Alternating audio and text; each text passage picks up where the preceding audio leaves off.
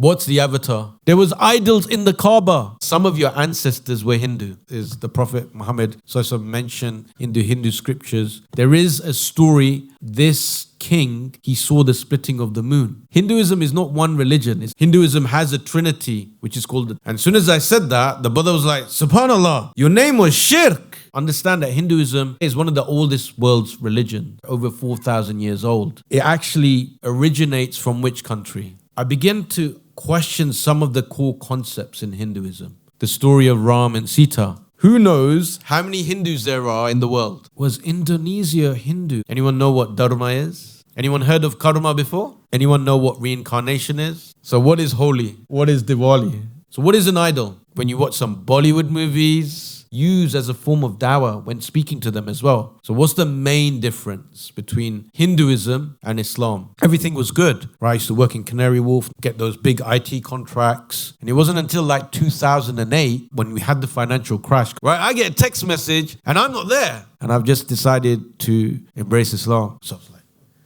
but it's Islam. It's the Pakistani's religion. Actually, I'm Indian. Imagine that scene. They went to all that trouble. They must have been scared. Like a lot of people that come to Islam, especially from a Hindu background, Sikh background, they have to keep it hidden. You know, I had to basically either lie to myself for the rest of my life and just continue just pretending to be a Hindu. Assalamu alaikum rahmatullahi wa barakatuhu. Alhamdulillah, Jazakallah khair for staying behind for this talk. Inshallah, hopefully, mashallah, you guys will find it beneficial. Just before I begin, who thinks I'm Bengali? Put your hand up. Think I'm Bengali? Bengali, yes. Who thinks I'm Sri Lankan? A guy at the back, yeah? Alhamdulillah. Actually, I'm Indian, alhamdulillah, but I get that a lot when I travel around. Alhamdulillah, my name is Salahuddin Patel, and I'm a revert from Hinduism, and I'm going to be giving a talk about my journey to Islam today, inshallah. Alhamdulillah. So, the good thing is, a lot of people, alhamdulillah, are coming to Islam now from a Hindu background, and you're probably seeing a lot of people that are interested in Islam, and also, you know, there's great history when it comes to India and Islam, and I'll be covering some of the points in that as well, inshallah. So I grew up in London in a Gujarati background. I grew up not too far from here, Wembley. I was born into a Hindu family. So I remember, you know, growing up, I used to go to a lot of temples, and I'll be covering that. And those sorts of practices. But alhamdulillah, Allah guide me.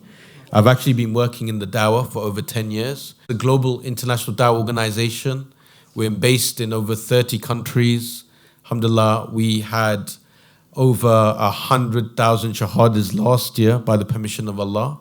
Alhamdulillah, and so we do Dawah campaigns. We hire du'at. We have over 400 du'at across the world. So alhamdulillah, it's a mass movement, alhamdulillah, that's happening. Inshallah. All of these popular da'is, alhamdulillah, been blessed to work with them and do campaigns and dawah alongside them. So I'll start with a story. I remember one time going to a program for new Muslims. So where all of these new Muslims from across the UK are invited, different backgrounds, English, you know, you got people that are from maybe a Hindu background, Buddhist background. They all come to this retreat for 4 days. And alhamdulillah, we teach them the basics of Islam. And you have to imagine, like, you know, these new Muslim retreats, new Muslims that come from these backgrounds, they have no understanding of what Islam is. And they're alone, they're abandoned, they're the only ones in their families. So I remember going to one time, and I was an attendee, going to the new Muslim retreat as an attendee. So one of the brothers, he asked my name. He said, what's your name, brother? And I said, my name is Salahuddin. He said, and then he looked at me confused. He said, but I thought you were a new Muslim. I said, yeah, I'm a new Muslim. Revert Muslim. And he said, but that's a Muslim name, right? So how come your name's Salahuddin? Then I explained to him, no, that wasn't my name that was given at birth. The name that was given at birth was shirk. So I had to change it. And as soon as I said that, the brother was like, Subhanallah, your name was shirk. He literally thought my name was shirk. Right? And he was like, astaghfirullah. But my name, my born name as a Hindu is Shailesh. So anyone have any idea what the name Shailesh means? Any guesses? So one of the Hindu gods, you think? No, it's not one of the Hindu gods, the names. But something linked to that. Any ideas? So the name, obviously, you know, in Islam, there's a principle that when you come to Islam, you don't need to change your name. Unless what principle? Name is associated with shirk. Associated with shirk. Yes, brother. It has a bad meaning, right? So my name, obviously, what do you think then? Did it have a shirky connotation, you reckon? Yes? Actually, my name, Shailesh, means God of the mountain. SubhanAllah. And I didn't even know that growing up, you know? Because even growing up, if I knew that name, I would have been like, this is a strange name to have. But this is quite common in Hinduism, right? You have names such as this. So, for example, my brother's name is Nilesh. Any idea what Nilesh may mean?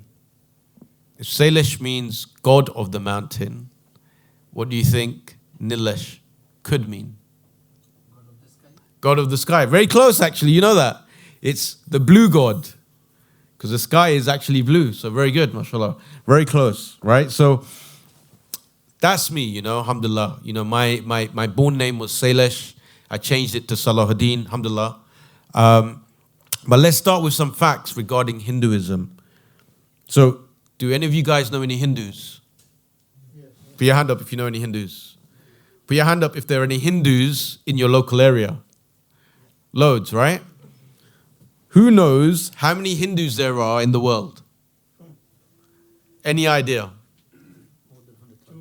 So 100,000. And what did you say? 250 million. 250 million. Okay. Any other offers? 1 billion and more. 1 billion and more. Anyone else?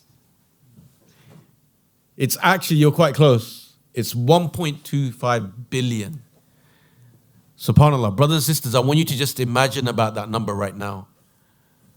1.25 billion Hindus in the world. That's a quarter of the world's population. SubhanAllah. And they are practicing Hinduism, or they recognize themselves from a Hindu background, you know. Anyone know how many Hindus are in London? Or UK, sorry, not in London, in UK. Any guesses? A million? 1.5. You're actually right, 1 million. So imagine there's 1 million Hindus in the UK, right? And of course, you know, we just had the general election and the outgoing Prime Minister was Rishi Sunak, right? And he comes from a Hindu background himself, right? So understand that when it comes to world religions, you've got Christianity just by number at the top. Then you have Islam, alhamdulillah, number 2. But the third biggest religion in the world is Hinduism. Imagine that, right? So there's a lot of people out there that are Hindus, that are practicing Hindus, and a lot of them are based in the UK. So, you know, Hindu, it actually originates from which country? India, obviously, right? India, and that's where the largest population is. But there are, you know, major populations of Hindus in Europe, in America, in Australia, all across the world. You find them, right? And so this is the religion that I grew up into, obviously. So I grew up at a very different time, like most of us here. I can see a lot of older faces. So I grew up in the 1980s. Who can remember the 1980s? You can, yeah? He's laughing. The uncle is laughing because he understands. The world was completely different, right? There was no internet. There was no internet in the 1980s, right? So imagine you had to live your life without any internet. There was no smartphones, right? When it came to TV channels, there was only like 4 TV channels, right? You didn't have Sky TV, you didn't have all of this choice. The old telephones that you'd have in your house, they used to be the ones where you used to dial with, turning the ringer. Has anyone seen those? Right? You may have seen some of those YouTube videos now where they try and get these young kids to put the phone in front of them and say, look, I want you to try and use this. And they're just baffled. They have no idea how this technology works. But that's how it was, you know. And, you know, the 80s was a very different place because, you know, growing up, I remember you were allowed to just disappear from the house and your parents wouldn't know where you were. You'd go to the park. The rule was just to come home before the street lights came on, right? And so your parents wouldn't know where you are. And again, even people that go out to work, they weren't in constant communication, right? And so this was the 1980s, and alhamdulillah, I have a lot of fond memories. And obviously linked to that, you know, I grew up in a Hindu background in Wembley where there's a Hindu population. So when it comes to Hinduism, understand that Hinduism, they say, is one of the oldest world's religions, right? Over 4,000 years old, right? So it has deep roots in history and in civilization. And obviously we trace it back to the Indian subcontinent. And what's interesting is when I look around at the faces here, who is actually here from the Indian subcontinent, like in terms of their heritage? Like 90% of you guys, right? And I guarantee you, right, that most of you, when you trace back your lineage, you probably find that some of your ancestors were Hindu. Most likely, you know? I remember speaking to a brother in the office, and you know you can do these DNA tests, right? And he did a DNA test, but you also you had a family tree. I think it was a tradition where you would write down, you know, the ancestors of your families and trace it back. So his family tree, he traced it back, and he went back to an individual called Kalu. And Kalu was a Hindu guy, was a person that embraced Islam. And then all of his heritage comes from that. So you guys, you know, coming from an Indian subcontinent, that's probably what happened. One of your ancestors embraced Islam. And alhamdulillah, you guys are now Muslim today. You know, I want you just to think about that, subhanAllah. Because India was not Muslim, right? Islam came, you know, not long or during the time of the Prophet ﷺ, depending on what people say about the history. It came on quite early on, and it's been in India for over 1,000 years, but the majority of the people were practicing Hindus, right? So when it comes to Hinduism, what people don't really understand is it doesn't have a specific founder. It's based more on philosophical ideas that have come over time, right? So it has practices, traditions. The main moral ethics that it takes from is from an idea called dharma. Anyone know what dharma is? Any ideas? Dharma? Ever heard of the word dharma before? You have? Maybe like when you watch some Bollywood movies, you may have come across that. It's religion. It's like the morals and the ethics that a person conducts their life by. And so a Hindu would follow what's known as dharma, you know. That will give them the guide. But they also have what's known as karma, which is linked to dharma. Anyone heard of karma before? Any ideas what it means? Actions, yes, absolutely. Right? So they have this idea that your life is determined by the actions that you do. And what they also believe is this thing that if you do good to someone, or if you do good, that good will come back to you. But if you do bad, bad will come back to you. So when you sort of reflect and when you think about these things, very similar concepts to what we believe in Islam. You know, living a good life, having morals and ethics. Your life is determined by your actions, your karma, right? So these are some of the ways that, you know, Hindus sort of practice the religion in terms of the philosophy. They also believe in something called as reincarnation, which is obviously different to what we believe in Islam. Anyone know what reincarnation is? Being born again. Being born again, right? But specifically in Hinduism, how do they determine that? Yeah, so they have this framework, right, that determines your actions in life. So they believe in this idea of death and rebirth, the cycle, right? And so when you die, like you said, mashallah, is that if you lived a good life, then you would get rewarded in the next life by coming back maybe as a better, person. But if you did something bad, then you would get degraded down to a lesser life form, right, as a form of punishment.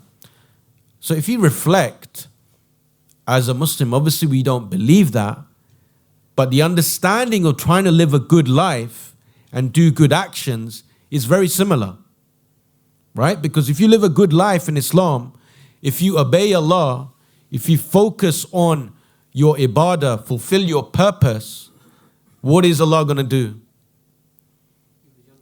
He'll reward you, right?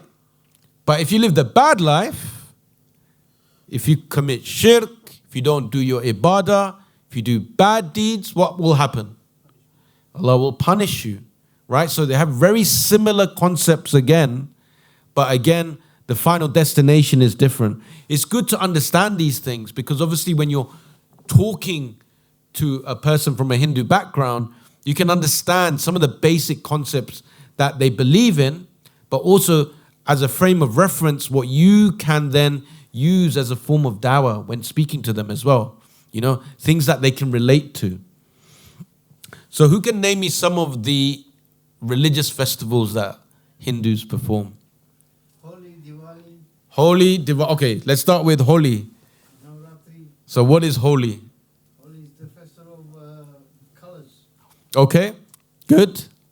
Anyone else? You said Diwali as well? Diwali, yes, which is light. Okay. Anyone else want to, let's give someone else a chance to speak.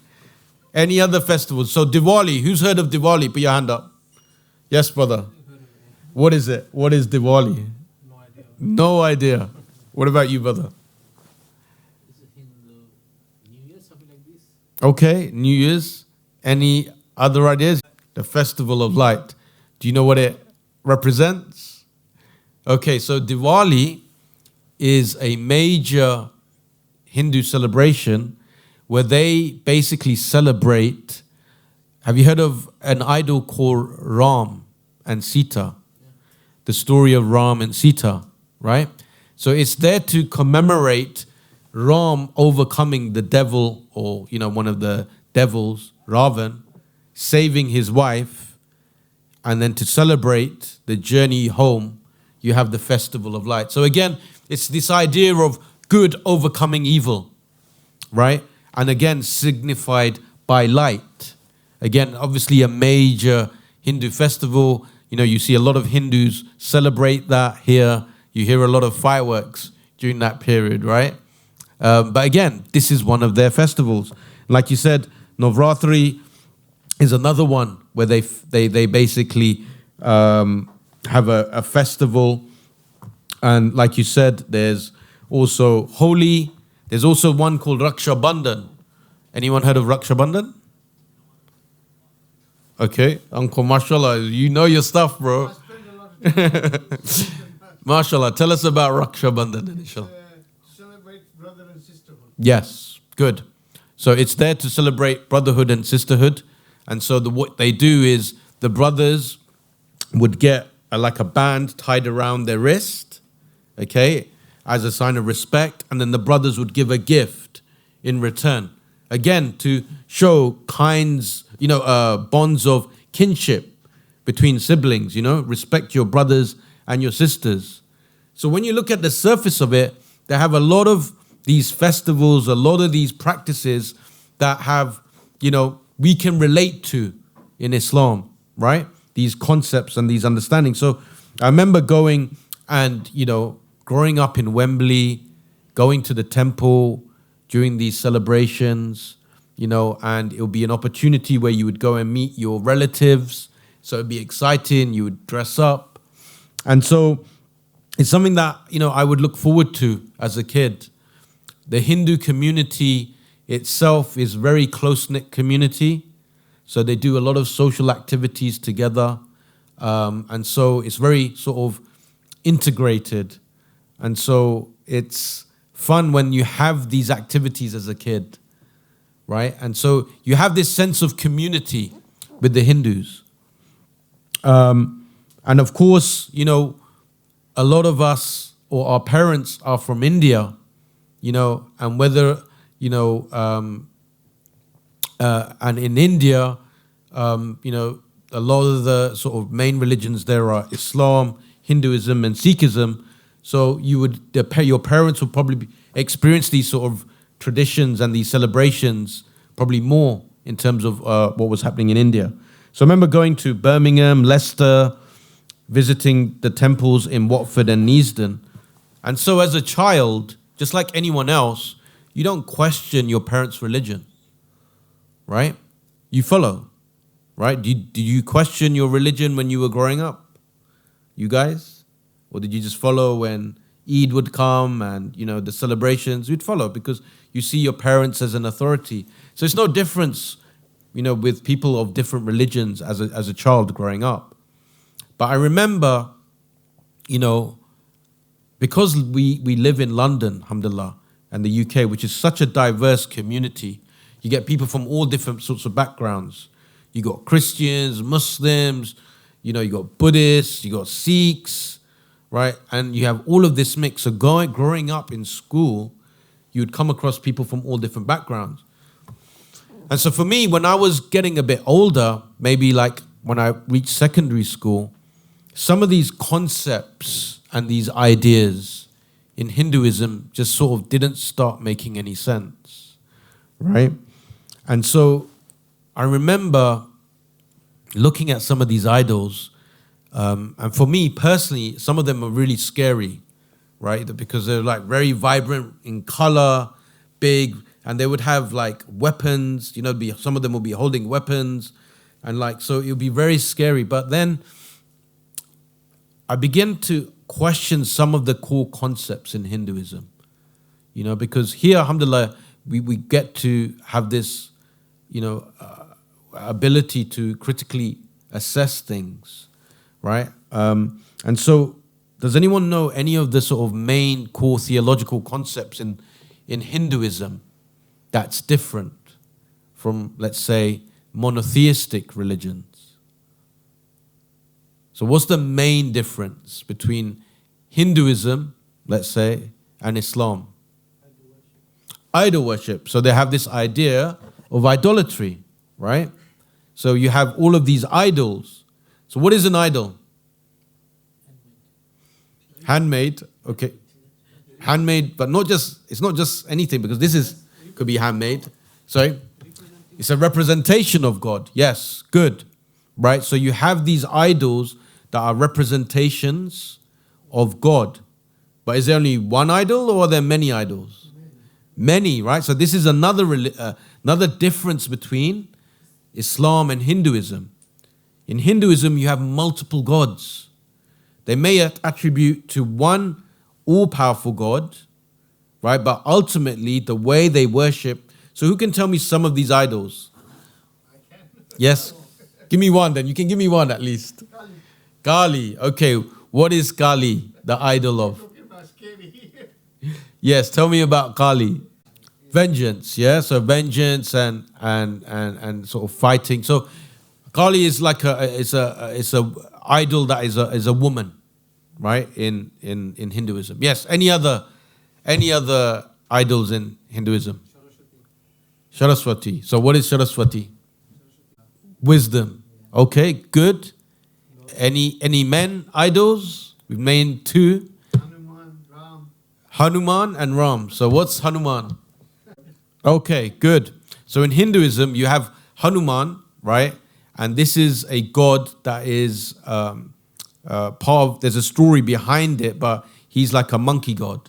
And in the story of Ram and Sita, that Hanuman actually helps Ram Ram and Sita overcome Ravan, right? So again, you have a depiction of a monkey and as a god, right? And then you have many others. You have Ram, like we mentioned, Krishna. Anyone heard of Krishna? Yeah. Like, so when I was just driving, we saw some some of the shops with like Hindu names. So I can see there's a Hindu community locally here as well. Is that right? Yeah, very big. Yes. So like I said, so this is one of their main concepts that they believe in Hinduism. They also believe in something called polytheism, right? How is that different from monotheism? Any ideas? Multiple gods? Yes. Multiple deities. Good. And so that's the whole main difference between Hinduism and Islam. They also believe in something called pantheism. Yes, so everything is sacred, essentially, okay? Because it came from God. So, if you're worshipping the creation, then you're worshipping God, right? That's an essence of it. So, again, how is that different from monotheism or what we believe in Islam? Yes, so the distinguishing fact here is there is a differentiation between Allah as the creator and the creation of Allah. We are the creation of Allah. That is distinct and different from Allah, right? So we don't worship the creation, we worship the creator alone, right? And that's the main differentiating fact. They also believe in anthropomorphism, which is quite a big word, but any ideas what anthropomorphism means? Animals that act like humans. That's part of it, but I'm talking from a theological perspective in Hinduism. Giving the deities human function. Yes, so the humans become deified. So in Islam, we have a very clear line between Allah as the creator, the one that we worship, right? That has divine powers, and the creation, right? And the two don't cross. But in Hinduism, with this idea of anthropomorphism, you have the idea that the God becomes part of the creation, right? So it morphs down. So you have God-men. So this idea of having these multiple gods in Hinduism is a manifestation of God in human form. And so in Hinduism, you'll have multiple gods and they will have multiple different roles, you could say, right? And an example of this is the Trimurti in Hinduism, which is a form of a trinity, believe it or not. Hinduism has a trinity, which is called the Trimurti, the three idols. Anyone know what that is? I know you know, so you might as well tell us, uncle. So you have Brahma, right, which is the creator. You have Vishnu as the sustainer, and you have Shiva as the destroyer. These three make up the trinity of the Trimurti, right? And so they all have distinct functions, And so again, this is different from the Christian Trinity, right? And of course, it's completely different from tawhid as well. And I have actually a talk which is entitled Trinity versus Trimurti and Tawhid. And so maybe next time we can go into that, right, into a bit more detail. So, all of these are concepts within Hinduism. Polytheism, idolatry, anthropomorphism, the idea of avatars as well, pantheism, James Cameron's Avatar. What's the avatar? It's an alien. Not quite an alien. Oh, he uses its camouflages. Yeah, basically avatar is, if you look at it, the avatar is, he puts on the blue suit, right? And so he's got human form, and then he puts on the blue suit, and then he's acting as if he's part of that creation. Avatar, it actually is a Sanskrit word. It comes from a Sanskrit word which means avatara. Avatara literally means coming down. So in Hinduism, if you look at some of these images of the idols and the paintings, you find that they're blue in color. You'll see like Krishna is blue. You'll see Ram is blue. You see multiple deities in blue. So if they've taken this idea, avatar from Hinduism, right? And so that's where the idea comes from. So it's important to understand that, there are over 1 billion Hindus across the world. There are over 1 million in the UK. And like you said, there's a lot in this community here that, follow the Hindu tradition, just like I did growing up, right? Just growing up, I would go and follow these traditions, these practices, and thinking nothing of it. Because on the surface of it, like when we spoke about dharma and karma, right? It sounds like this is a good way to live. Do good deeds, and have a good life. Do good actions so you get rewarded, right? But the way that it manifests itself is different from Islam because it's essentially a polytheistic religion, right? And so for me, I used to look at these idols and I used to think, hang on a minute. Number one, like the idea of a God is supposed to be all-powerful, all-knowing, the creator. In Hinduism, you have these multiple gods that have different, you could say, powers, right? So you would go and literally, if you wanted prosperity for money, you'd go to a particular idol. If you wanted strength, you would then go to a different idol.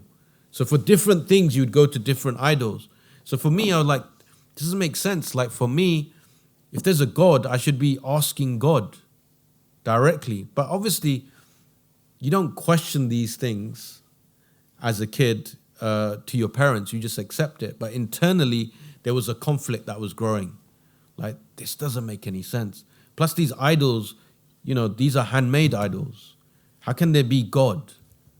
Right? And I've seen some of these idols like break and get old and they have to wash it. All of these things didn't make any sense. And this idea of, God coming down as a human being, again, that didn't make any sense. But you just continue and follow. So what I sort of came to the conclusion was, look, I'm not denying that there's a creator, even though the ideas in Hinduism don't make sense. There must be a God and a creator.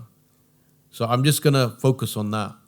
Yes, I'll continue, going with my parents to these festivals and traditions because you don't want to upset them. But internally, I was like, no, this doesn't make any sense. Okay? And so, again, when we look at our tradition as Muslims, we see this throughout human civilization. It's no different. Who can name me some of the prophets of the past that lived in very similar environments? Ibrahim alayhi salam, right? Ibrahim alayhi salam, he grew up in the great Babylonian civilization, right? It was a powerful civilization that ruled for over 2,000 years. The Mesopotamian civilization. And they believed in idols. His father was a chief idol maker. But alhamdulillah, Allah obviously guided and blessed him because as an early kid, imagine a little kid, right? You have a whole civilization following this tradition, everyone. And here's this little kid and he's saying, this doesn't make any sense. How can this be God? So he would advise his father, look, this doesn't make any sense. But obviously as a kid, he was dismissed. He was dismissed. And we know the amazing, amazing story, subhanAllah, that when there was this celebration that they used to celebrate every year, the whole society would go out and celebrate it. Pretty much like Christmas today. Like everyone celebrates Christmas. But they would go out of the city to celebrate it. Okay? Ibrahim alayhi salam, he gave an excuse. I'm not feeling too good. He remained behind. So here's this kid, remains behind. They go out and celebrate. They're all excited. They come back. Who dare do this? So he said, let's go and ask that young boy, Ibrahim alayhi salam. He was here. Maybe he saw something. So when they asked him, what was his response?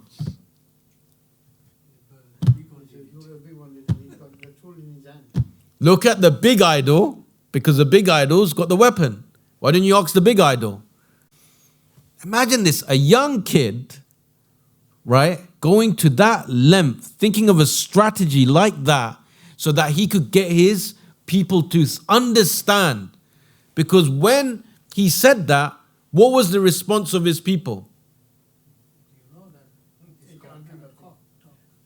They were like, what are you talking about? The idol can't tell us anything. It's handmade. And he was like, exactly. Right? And for a moment, they realized, for a split second, they realized what this boy is talking about is the truth. But then what happens? Heritage, ego, forefathers, pride. How can a young boy just completely destroy all of our heritage with a very simple argument? No. They said, no, we're not going to accept it. Right? Because what did it mean? It meant all our forefathers are wrong. Everything we've been doing is wrong. All of our tradition is wrong. No, we can't be wrong. So they said, you know what? We'll do the simple thing. We'll make an example of this young boy so that no one dare question our authority ever again. So they make the biggest fire, so big that they couldn't get him close. So they decided to use a catapult. Right? So imagine this massive catapult. And look, brothers and sisters, these are not fake stories. This happened in human civilization. Okay? When people sometimes ponder over these stories, they don't actually realize these are actual historical human events. So I want you to imagine they're building this massive fire and they basically want to make such an example of him, this young boy. Imagine what he's feeling. A little kid being thrown into fire. Like a little kid would be scared, worried, crying, upset. Right? We couldn't even imagine doing something like that. And so we know the story. He was being flung and Jibreel alayhi salam comes to him and says, would you like any help? And what was his response? Say louder.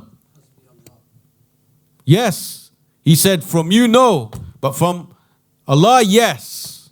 Sufficient is Allah as a disposer of affairs. I put my trust in Allah. And what happened? That fire cooled. He walked out. Imagine that scene. Imagine that scene. They went to all that trouble. Then they see a young little boy walk out. They must have been scared. They must have been, what the hell? But the point is, brothers and sisters, that he had the conviction in tawhid to go against an entire civilization and to show them what they were doing was wrong. And because he put his trust in Allah, Allah protected him. And what a great prophet, Ibrahim alayhi salam. Because his story is incredible, right? And this is what we have to understand. What other prophets do we know grew up in that sort of civilization of idolatry? The Prophet Muhammad sallallahu alaihi wasallam. A lot of people don't realize and remember. The Prophet sallallahu alaihi wasallam, when he was in Mecca, they were worshipping idols. There was idols in the Kaaba. There used to be an annual celebration where people would come and bring idols. No difference to going to a temple where there's full of idols. They would worship these idols. But alhamdulillah, Allah chose the Prophet ﷺ with the message to worship Allah alone, that this idol worship is wrong.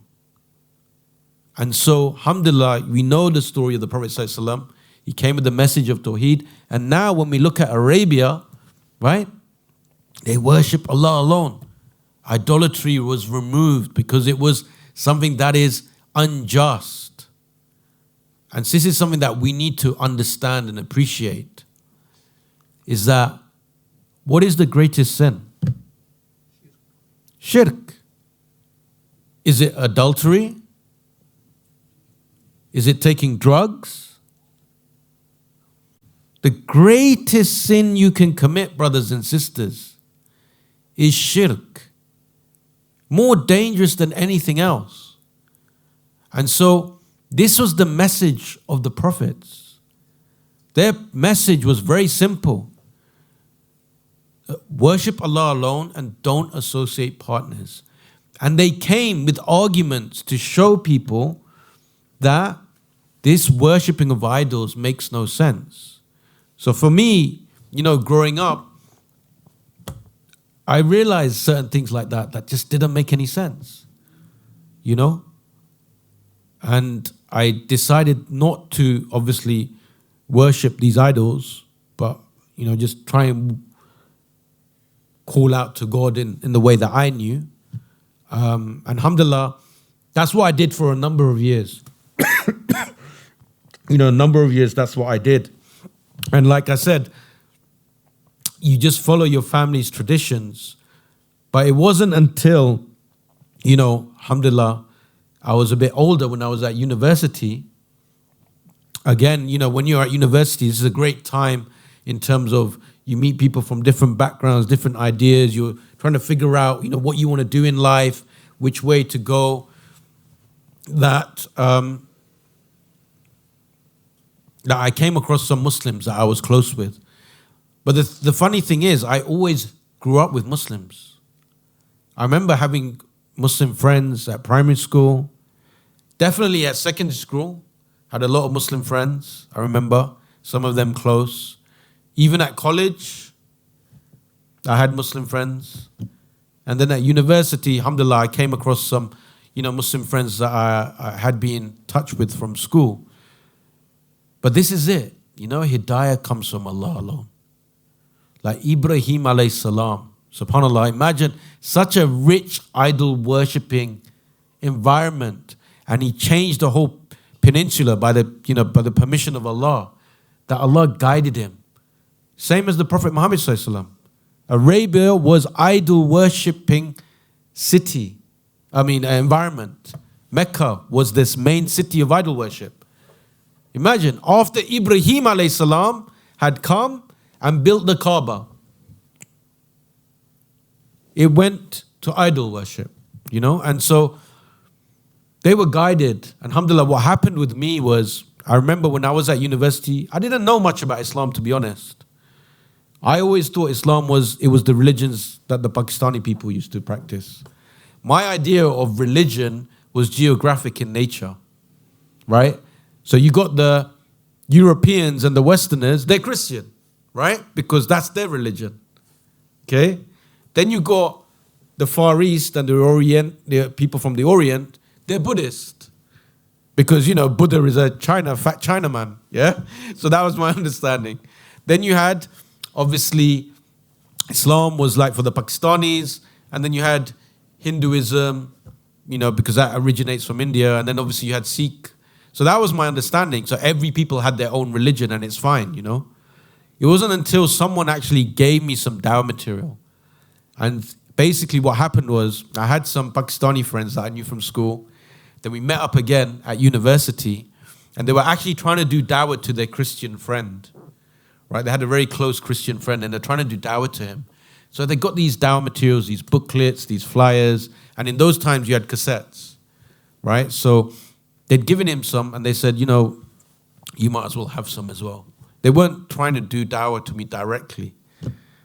When I read that, for me, it was like, subhanallah, a light bulb went off. Because the idea of Allah is something that I always knew was true. Because remember, I come from a Hindu background. The idea of God in Hinduism is idol worship. Many idols that look like humans. Some of them look like animals, right? And for me, that just didn't make any sense. But I always believed that there was one true God. And especially when I read Surah Ikhlas, when it mentions in Surah Ikhlas, say He is God, the one and only, one God. Yes, that's what I believe. The eternal and absolute and self-sufficient. Absolutely, God is self-sufficient. That's the God I would believe in. He begets not, nor is he begotten. God has no parents and has no offspring. Definitely yes, because this idea of humans as God, as offspring of God, didn't make any sense. That's one of the reasons why when it came to Christianity, I couldn't accept it. This idea of a human God-man that has divinity, Jesus, that couldn't sit right with me because I already came from that background. You had Krishna, Ram, Shiva, you had the three murthi. All of these were like human in nature when you looked at them. So I couldn't accept Christianity. And then when it says the final verse of Surah class, and there is none like unto him. There's nothing like God. Anything you can imagine, that's not God. That made it for me. That was it. This is God. This is the true understanding. SubhanAllah. And so I listened to the cassettes. I read, some of the Quran. I remember watching a lot of, videos like, the late Ahmed Dida, rahimallah. Used to watch a lot of those videos. It made a lot of sense. And so now I've got a conflict. This makes sense to me now, but it's Islam. It's the Pakistanis' religion. And what do we know about Indians and Pakistanis? They're like enemies, right? SubhanAllah. So now I have to embrace the religion of the enemies. But no, it wasn't like that. But it was like, from a perspective of, well, actually it is like that when it comes to parents. I couldn't tell them. Like a lot of people that come to Islam, especially from a Hindu background, Sikh background, they have to keep it hidden. Because, they will tell you, that you can do whatever you want, but just don't become a Muslim. Or even the women, the girls would get this advice. They'll be like, you can date or, whatever, but don't date, someone who's a Muslim. They'll be given I would hear this from some family members and stuff. And so, again, this is something that when it came to realizing the truth, I had to make a decision. I had to basically either lie to myself for the rest of my life and just continue just pretending to be a Hindu or embrace Islam. And that's what I did. Alhamdulillah. I told my friends and they couldn't believe it. They were shocked. They weren't even trying to do da'wah to me. Yeah. And they were like, Allah Akbar. They were like, but then they were worried as well. Like, what are your parents going to say? We don't want any trouble. So I kept it to myself. I remember going to Regent's Park Mosque, and going inside and then, meeting the Imam in the office. And it was a very quick thing. He said, take your shahada, gave me some books and then sent me on my way, and that was like, I've taken my shahada. So the thing was, in those days, and it wasn't too long ago, is there wasn't many support programs for new Muslims. So I didn't know what to do, really. I was pretty much on my own. I mean, I had my Pakistani friends, and mashallah, may Allah bless them, because Allah guided them. But when it came to the practices, they weren't too sort of clued up either, I remember going to Jummah on a Friday with them, right? I had no idea what's going on, but all I was like, you listen to the sermon, you do the prayer, and then you guys go and you can go and have you can go and eat together now, get some burgers or pizza together. And then obviously you fast during Ramadan, and then you celebrate Eid. So that was my extent. So many years I used to practice Islam like that. And then eventually, I told my parents, and they weren't too happy with it, but they accepted. But my understanding of Islam was deficient again when it came to the actual everyday practice of Islam. And it wasn't until 2008, 2009 that when we had the financial crash, because I used to work in the city as a contractor, right? I used to work in Canary Wharf, not far from here, get those big IT contracts, and everything was good. But when the financial crash happened, obviously they started laying off contractors first.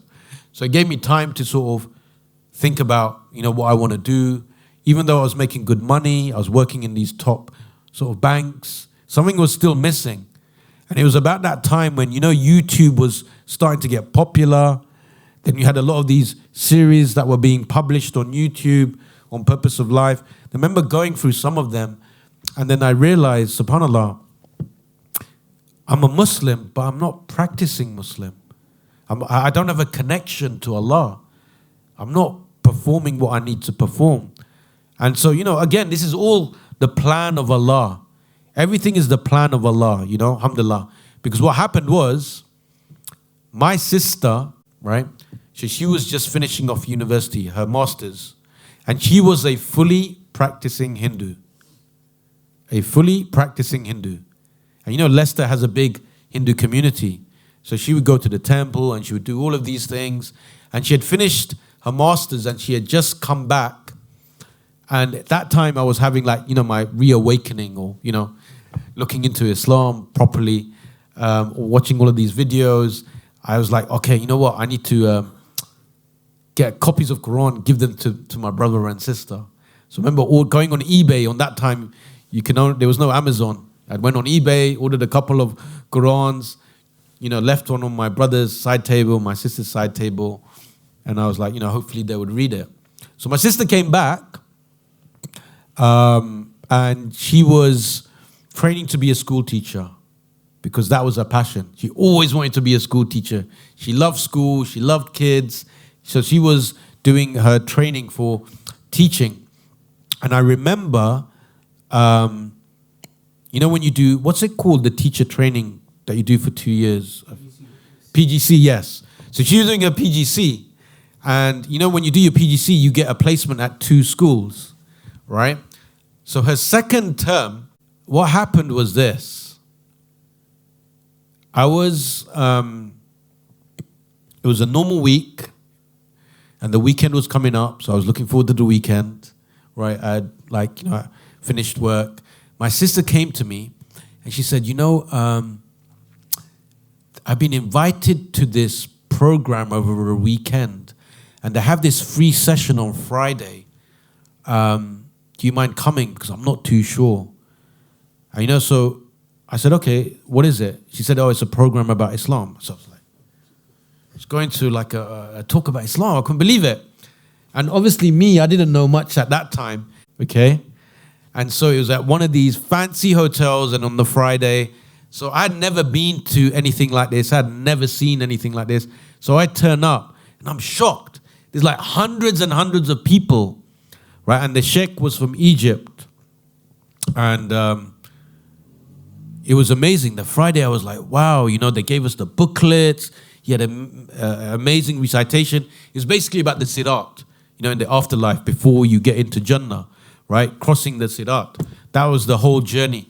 And what he told me, it was you could imagine, hearing this for the first time, beautiful Egyptian recitation and a professional environment like that, hundreds of people.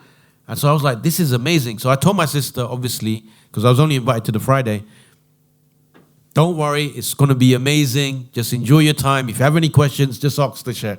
Yeah, and then I left her to it. So obviously Saturday, Sunday, I'm doing my thing. And then the sheikh relays the story to me afterwards, what happened. So what happened was, the sheikh, he came on a Friday, and as he does, obviously, he's looking at his audience, getting ready to deliver his course. So when he's looking at the sea of people, obviously you've got the brothers at the front, the sisters at the back. He looks at the back of the where the sisters are. MashaAllah, everyone's wearing hijab and, abaya. And then he noticed there's one sister that's not wearing hijab. And he was like, you know what? I need to talk about the importance of hijab and, modesty. Try to advise. He said, I'll do it in the Q&A session. Right? And obviously, my sister then starts asking questions. So my sister's starting asking questions about Islam. Then the sheikh realizes, subhanAllah, she's not even Muslim. But the sheikh, he's a da'i. So he goes straight into dawah mode. Yeah? And what happens is, he starts asking her questions about her belief and starts putting it on her. Right? And mashallah, he's, really good da'i. By the end of the conversation, and you can imagine there's hundreds of sisters there sitting and dawah's happening. And he says, well, if you agree with everything that I say, why don't you take your shahada? And then she took her shahada in front of hundreds of sisters. And I'm not there. Right? I get a text message saying, I was at the thing and I've just decided to embrace Islam. Allahu Akbar, Allahu Akbar. And this is the plan of Allah. And imagine, look, Allah will guide the people. She was a practicing Hindu. She was going to temple. But one of the most frustrating things she found was there were no solid answers to basic questions. It was always a philosophical answer. Concepts that were contradictory. And I remember when I became Muslim, and then in 2008, when I started, wanting to become more practicing, I made a dua to Allah that, can Allah give me, someone to help me? Like marriage. I was thinking about marriage. But the way that Allah answered that was by converting my sister, because she became a rock. As soon as she embraced Islam, she donned the hijab and abaya. And she's a school teacher, right? And it was half term. So imagine, right? She comes back and the teacher and the kids are like, Miss, what happened? What I didn't realize again, and look, this is the qadr of Allah, that her mentor, believe it or not, in that school, basically seeing that she was interested in Islam, and over the period of those months, he was doing dawah to her. SubhanAllah. So all of these factors combined, SubhanAllah, is the plan of Allah. But where did it begin? Hidayah comes from Allah, but it doesn't just fall out the sky. It requires effort and dawah, discussion. With me, even though I knew Hinduism was wrong, I didn't know what the right path was. I believed in God. Someone gave me some materials. That was a means for me to understand. And of course, every person goes on their journey. Same with my sister, practicing Hindu. But someone gave us some information, had an engagement, and this is how Hidayah comes to people, alhamdulillah. And so what happened was, after that, my sister became Muslim, I became Muslim, I was Muslim, and I wanted to become more practicing. Then we went to a few other Islamic events, and then we got invited to a new Muslim retreat. We went on that, and that's where I learned the basics of what I needed to do. And that was 2010, alhamdulillah. And then I started basically getting involved, volunteering. In 2012, we had the Olympics, Dawah campaign, right? And then I was like, subhanAllah, Allah guided me. Allah guided my sister. I know there are millions and millions of people out there that are just like me. They know what they believe in terms of their family tradition doesn't make sense. But they don't deny God. They know that there's a creator. They just need the message, And what did Ibrahim alayhi salam do? That's all he did his whole life. From an early age, he went out there and conveyed to his people that were idol-worshipping community to worship Allah alone. And then he went across to different lands and places to convey that same message. And Allah kept on testing him. The Prophet Muhammad ﷺ grew up in an idol-worshipping society. And he went and shared the message of tawhid and basically clarified who we need to worship. And then that belief in worshipping idols was removed from society because the people realize this makes more sense. And so, alhamdulillah, I've been blessed to be, number one, be guided, to Islam by the permission of Allah.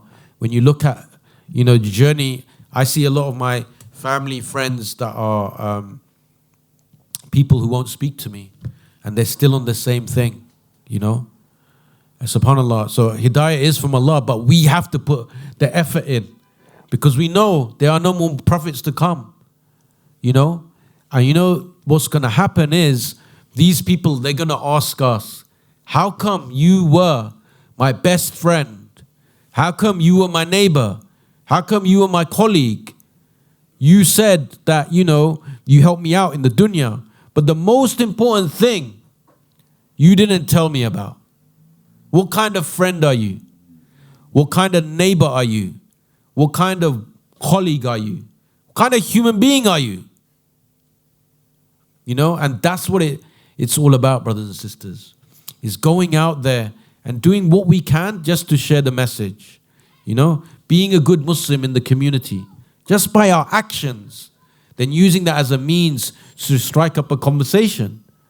And this is what the messengers did, We had all of these previous messages that did the same. And I know people are afraid and they're scared because there's a lot of propaganda out there against Muslims. There's a lot of Islamophobia. But the way you can change that is by your actions. And there's obviously a famous story of the narration of the Prophet Muhammad ﷺ where he was helping the old lady. Right? He was helping the old lady. She didn't know who he was. Right? And she was so happy and so pleased, right, that she wanted to give him advice. And what was the advice she gave him? She said, listen, thank you so much, but be wary of a man who's causing disunity in our community. Stay away from him. He's bad news. Because she had heard all of this propaganda. What did the Prophet ﷺ do? Did he try and, debate her? No. He just smiled. And then, as he was walking away, she was like, oh, sorry, what's your name? I didn't get your name. Thank you. And when she said, when the Prophet ﷺ mentioned who he was, what did she do? What did she do? She took a shahada immediately. Why? They were like, she's like, this is the person that they're talking about? No way. No way. What they say about Islam is what they're saying about this man. I've experienced him. He helped me. This is a good man. Whatever he says, this is a man of truth. Took shahada. So when you're going out there and you're engaging society, helping as a Muslim, doing good deeds, helping your neighbors, trying to make this place better, people will see it. They will experience it. And they'll say, you know what? No way what they say about Islam is true. Because I met Muhammad, I met Zubair, I met Imran. These are good people. They're always helping out. They're always trying to make, the area a better place for us. They're cleaning up the streets, removing drugs, right? They're helping out the youth. These are good people. And that's how we can change civilization and societies, brothers and sisters. But hidayah comes from Allah. We just have to take that step.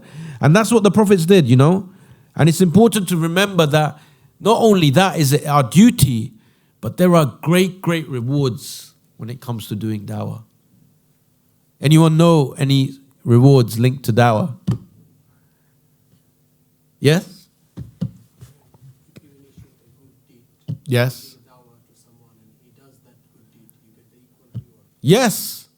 So if you call someone to good and they act upon the good, you will get the reward of that good without that reward diminishing. So imagine you call someone to Islam, they embrace Islam. Every time they do an act of ibadah, Every time they do wudu, every time they do salah, every time they recite Quran, they do sajda, even they go Hajj Umrah, you're going to get the reward. Then they're going to have kids, right? Get married, have kids. All of that will be on your scale of good deeds. Who wouldn't want that? Very simple thing. But just by doing our effort. And no one is saying you have to do dawah full time. Just do what you can. And if you can't, then support the dawah. Support those that are doing the dawah. So that this message of La ilaha illallah can spread across the world. And that's what we focus on as part of my journey. When I got involved in dawah, I quickly found it was so addictive. Just going out there and having a conversation with someone, and just engaging in conversations. Because you're just trying to talk to them, and people want to, you'd be surprised, people want to talk.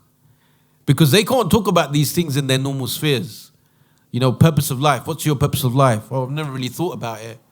Or what do you think is going to happen to you when you die? Wouldn't you want a great reward like a paradise? Right? So you can engage in many ways. And that's, something that I got involved in. Then we basically also have dawah materials which help explain what Islam is. We've done these amazing, dawah campaigns. We've got one coming up. You see Brother Zakir at the back. He's wearing the What's Your Goal, mashallah, hoodie. Yeah, alhamdulillah, that was part of the World Cup. We were there in 2014, Brazil. 2022, we were there in Qatar again. We had a massive campaign. We had over 1,000 people embrace Islam in Qatar. And we had 29 days full days of dawah. And it was an amazing experience. Alhamdulillah. Expanded, we're over 35 countries, 400 full-time duwat. We do online, and so we do a lot of good things. But you can, just do your bit, even if it's just making dua. But try and get involved, try and get some of that reward. It will change the demographic, and you can, really benefit from it as well.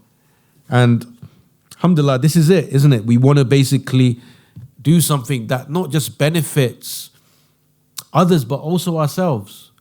Another benefit of getting involved in dawah is you yourself will become closer to Allah. Guaranteed. Because you're making Allah number one. You're talking about Allah. So you yourself want to become more practicing. You'll do more dhikr of Allah. You do more dua of Allah. You'll do more ibadah. You read more Quran. Right? You try and use these things. Because remember, it was the greatest men on earth were involved in dawah. And this is it. We want to meet the prophets in Jannah. Right? And so that's sort of in a very short nutshell, inshallah. Yes, okay. I have a few questions. So the brother's ask is the Prophet Muhammad mentioned in the Hindu scriptures. When it comes to this, I think there's a difference of opinion. I think, the famous talk, in the debate, he mentions this, that the Prophet is mentioned in the scriptures. And they're from a tribe of people that are warriors, that are meat eaters.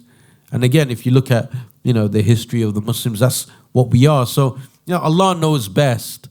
But I think what's important is, I think in all traditions, all major religions, they talk about this final prophet.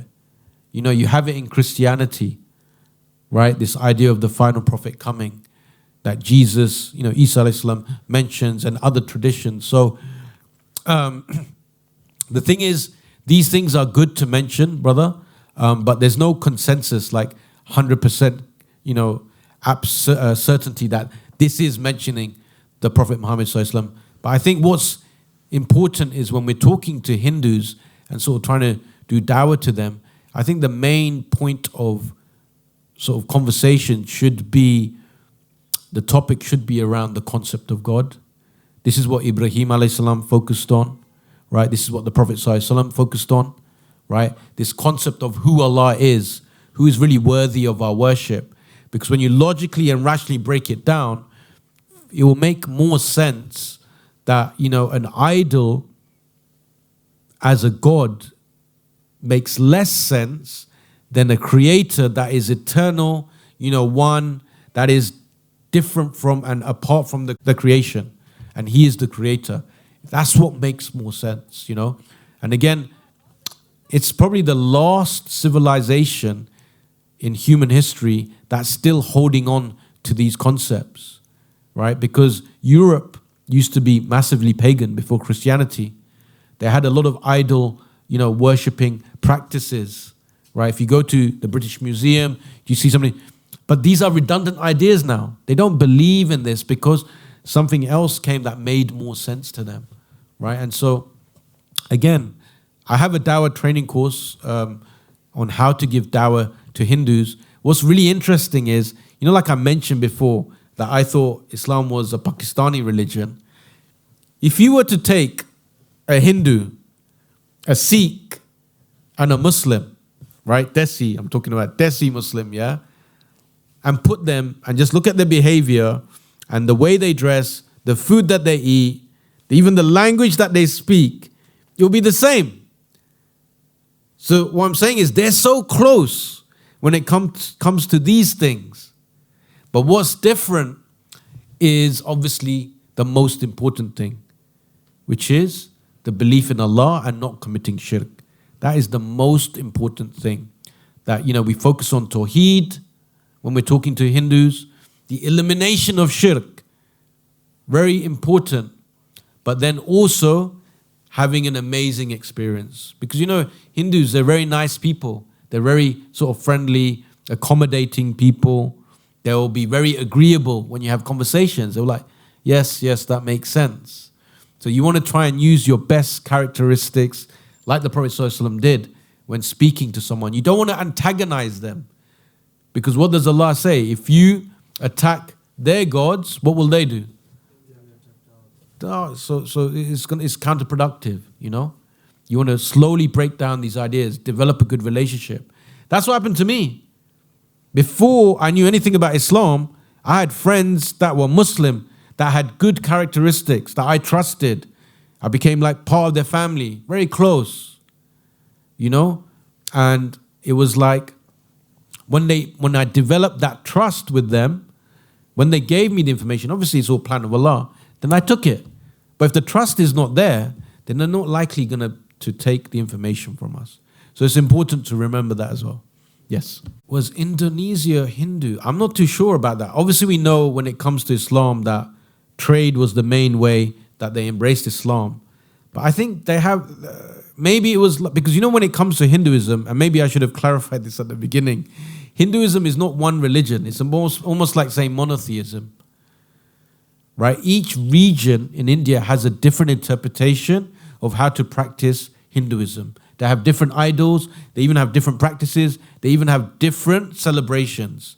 But the core concepts, idolatry, pantheism, the belief in anthropomorphism, these are within Hinduism. And then you have dharma, karma, the idea of moksha, the life cycle, birth, life, death, birth, recycle. These are very similar. Absolutely. And India, as part of Hinduism, you have the caste system as well, which I didn't speak about. But yeah, again, it's best to focus on the concept of Allah. Because a lot of the Hindus are actually very highly educated. They're like in medical fields,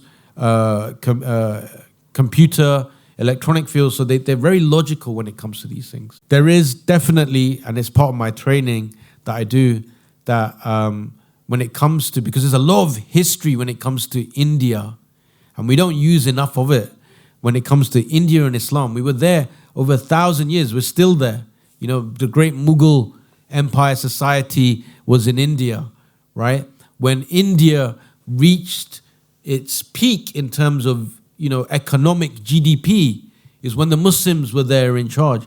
But absolutely, there is a story, and people say it's very valid, that this king, he saw the splitting of the moon.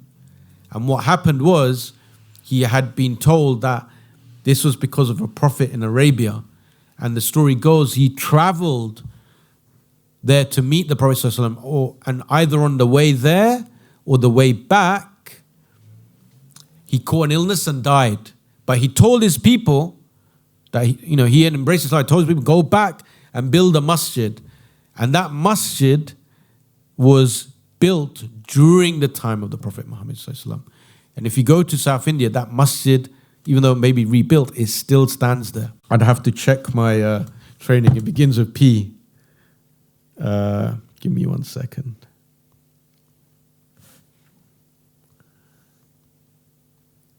Because when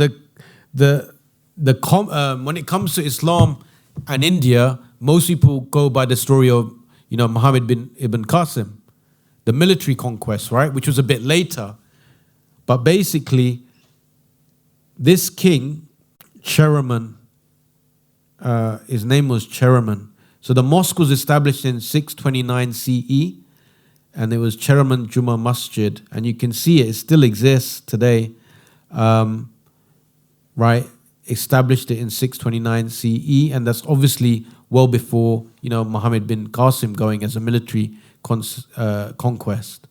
But then obviously a lot of history in Islam in India. You have the Delhi Sultanate, the Mughal Empire, even the Yemeni traders, when they went there as well. So again, there's this rich tradition, alhamdulillah, that we can always pull to when we're talking to from a Hindu background. Yes, Chairman Paraman, yes, alhamdulillah. Yes, so when it comes to, because you have to remember the Indian civilization, the Indus civilization is quite an old civilization. So historically, they would have a lot of battles between the Persians. So you'd have the Persian Empire on one side, and you have the Indus or the Hindu Indian, and so they would battle a lot. So they would have these swords. So the split sword apparently comes from India, with the two ends at the end. So yeah, it was used, I guess, by some of the early Muslim fighters. Okay, the battery's good, guys. So Jazakallah khair, inshallah, alhamdulillah. I really appreciated taking the time to talk about my journey. And if you have any questions, you can contact us, inshallah. Jazakallah khair.